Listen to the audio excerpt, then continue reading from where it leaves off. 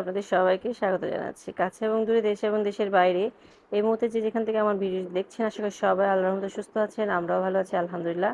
তো মাছকে বসিয়ে দিয়েছে, তেল বসিয়ে দিয়েছে, তারপর তেলটা গরম হলে একে একে সবকিছু দিয়ে দিবে, খাল মাছ কাঁচা মরিচ বাটা দিয়ে।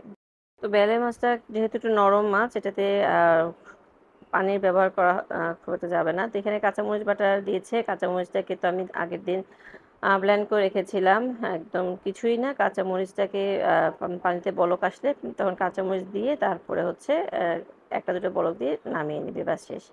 এতে কাঁচামরিচের কালারটা খুব সুন্দর থাকে। তো এখানে হলুদ দিয়েছে, লবণ দিয়েছে, তারপরে এখন কাঁচামরিচ বাটা, ধনে গুঁড়া দিয়েছিল। এরপর সামান্য পানি দিয়ে ভালো করে মশলাগুলো ভালোভাবে কষিয়ে নেবে। অনেকক্ষণ উনি মশলাগুলো কষিয়েছে।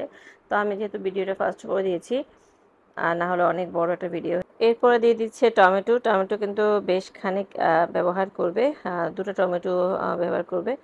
আর টমেটো একটা দিয়ে ভালোভাবে কষিয়ে নিয়েছে।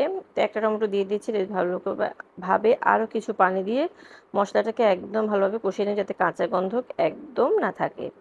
এরপরে মশলা কষানো হয়ে গিয়েছে, একে একে বেলে মাছটা বসিয়ে দিয়েছে। আলতোভাবে নাড়াচাড়া করে দিবে। তারপর কিন্তু আর খুন্তি বা কাঠি কিছুই ব্যবহার করা যাবে না, শুধু ফ্রাই প্যানের হ্যান্ডেলটা ধরেই নাড়াচাড়া করতে হবে। এখনই যা নাড়াচাড়া উনি করে দিচ্ছে। তো